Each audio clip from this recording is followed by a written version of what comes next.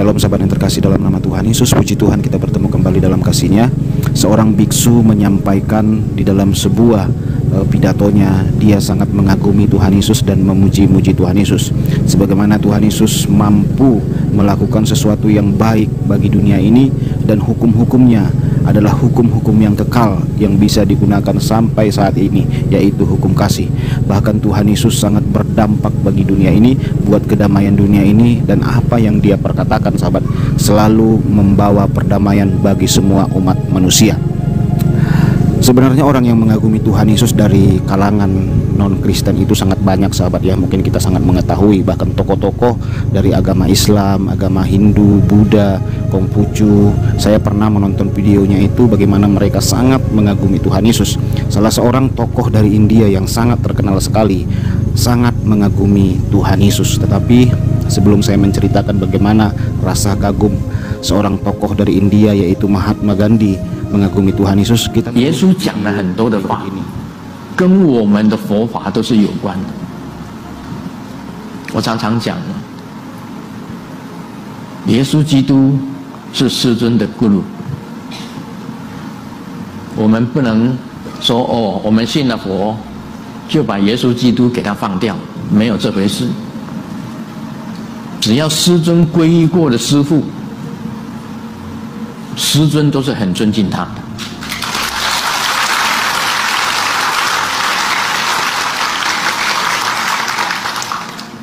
今天坐在教堂里面，师尊就跟大家讲耶稣基督，他是我的guru，他启发我很多的这个学佛的这种动机。耶稣曾经在我的卧摊面前发出他白色的光显现出来，他跟我讲，你并没有背叛我，因为你的心里还有耶稣基督，有我这个guru在，你的心里还是有我这个guru在，你走的路跟我走的路是一样的。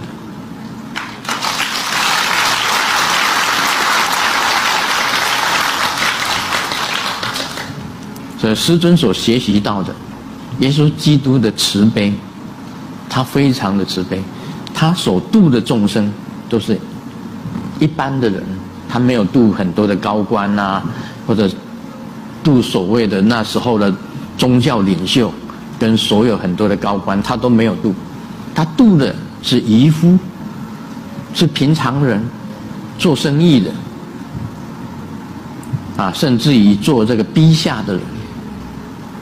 耶稣最谦虚的地方，他的门徒坐在那里，他说：“今天我跟你们洗脚。”有哪一个这个师父跟弟子洗脚？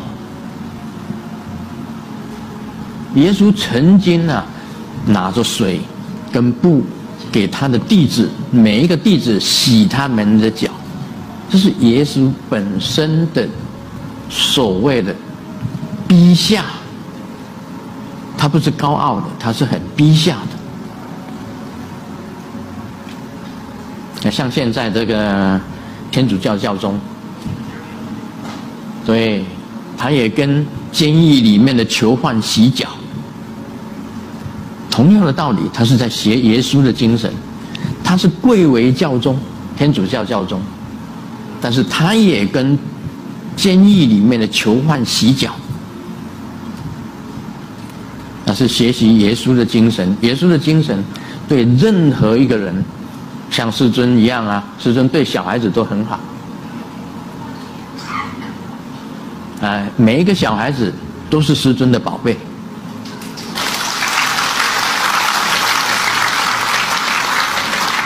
有时候门徒的那些弟子带着小孩子来，那么很吵，在耶稣面前很吵，很那个。但是耶稣对他的门徒讲：“让小孩子到我这里来，让小孩子到我这里来。”师尊也是在学习耶稣的精神。你看我在台湾雷亮寺，对每一个小孩子，我都先亲他们的，先亲所有的小孩子。Sahabat yang terkasih, kita sudah mendengar ya apa yang disampaikan oleh biksu itu. Jadi sekarang ini sahabat kita yang sudah percaya ini, marilah kita menjadi terang, menjadi garam, dan juga menjadi contoh bagi mereka, karena kita adalah kitab yang terbuka, sahabat. Mahatma Gandhi juga pernah menyampaikan dalam sebuah pernyataannya bagaimana dia mengagumi Tuhan Yesus. Bahkan dia terang-terangan berkata, kalau dia melihat orang Kristen benar-benar melakukan apa yang diperintahkan Tuhan Yesus, maka seluruh India dia pastikan akan masuk Kristen. Begini pernyataan Mahatma Gandhi, tokoh perdamaian dan pejuang kemerdekaan India. Mahatma Gandhi yang sangat kesohor, memiliki pandangan tersendiri tentang pribadi Yesus Kristus. Mahatma Gandhi dalam hidupnya juga termasuk dalam perjuangan kemerdekaan dengan jalan damai di India. Mahatma Gandhi kerap mengutip kata-kata Yesus dari khotbah di bukit seperti yang tertulis di Injil Matius pasal 5 ayat yang ke-7. Seorang yang pernah bertemu Gandhi mengajukan pertanyaan berikut, sekalipun Anda sering mengutip kata-kata Kristus, mengapa Anda kelihatannya keras menolak untuk menjadi pengikutnya? Jawab Gandhi, saya tidak pernah menolak Kristus. Saya suka Kristus. Saya sangat mencintai Kristus Anda.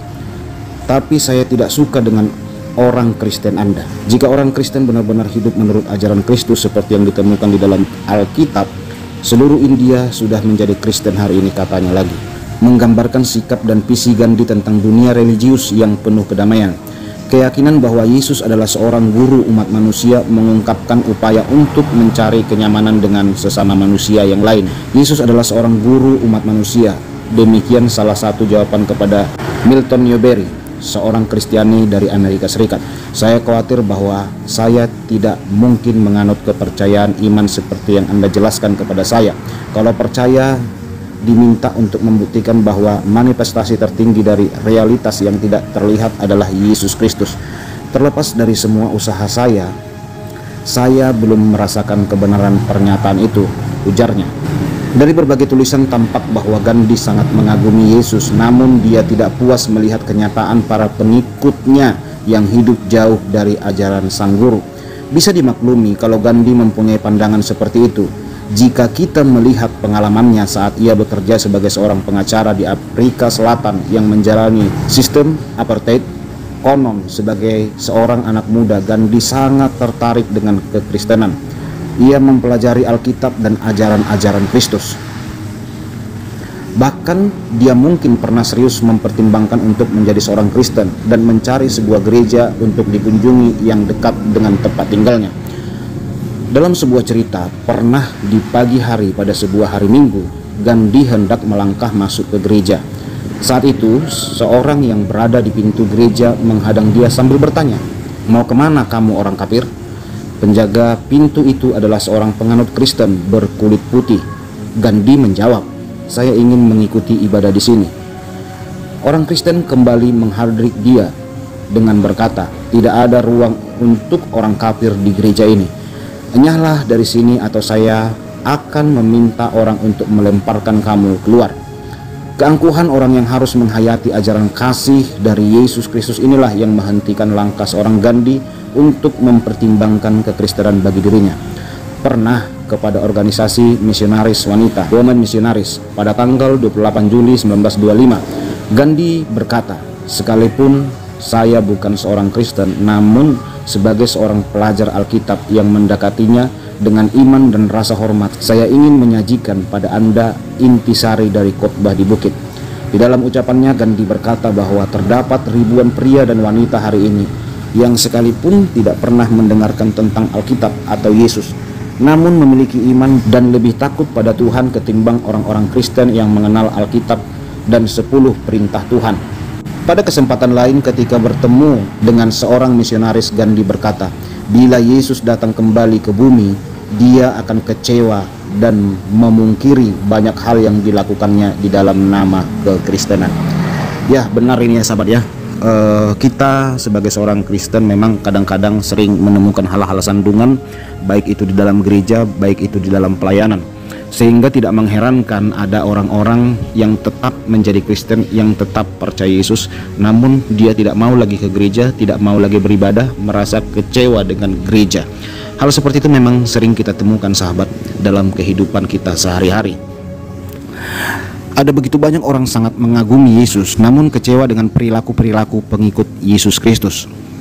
Mungkin pada masa dahulu kekristenan pernah gagal untuk melakukan kasih Kristus, makanya begitu banyak ya pendeta-pendeta, hamba-hamba Tuhan pernah minta maaf atas terjadinya perang salib di masa lalu. Banyak pastor, pendeta, romo, bahkan hamba-hamba Tuhan, saya pernah melihat videonya, mereka menyatakan minta maaf atas kejadian hal-hal masa lalu. Mungkin di antara mereka pernah gagal melakukan kasih Kristus bagi orang yang tidak mengenal kasih Kristus. Sahabat yang terkasih, penting bagi kita untuk terus berdampak, untuk terus berbuah bagi dunia ini, sebagaimana apa yang dikatakan Tuhan Yesus dalam Matius 7.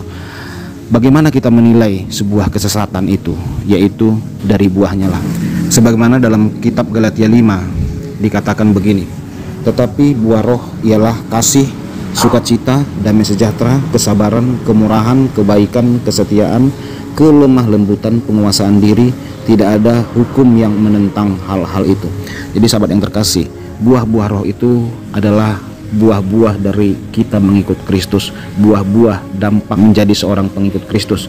Biarlah kita dimanapun berada menjadi kitab Injil yang terbuka, sehingga kehidupan kita terbaca oleh banyak orang. Dalam kasih Kristus mereka boleh percaya, karena ada begitu banyak orang kagum kepada Tuhan Yesus, namun tidak untuk pengikut-pengikut Kristus. Menyedihkan sih hal ini pernah terjadi, tetapi saya percaya saudaraku, kita belajar. Mungkin kita pernah gagal, tapi saya percaya kita akan terus belajar menjadi seorang Kristen yang benar-benar Kristen, yang benar-benar pengikut Kristus. Haleluya, puji Tuhan, itu yang bisa saya sampaikan. Tuhan Yesus memberkati. Shalom.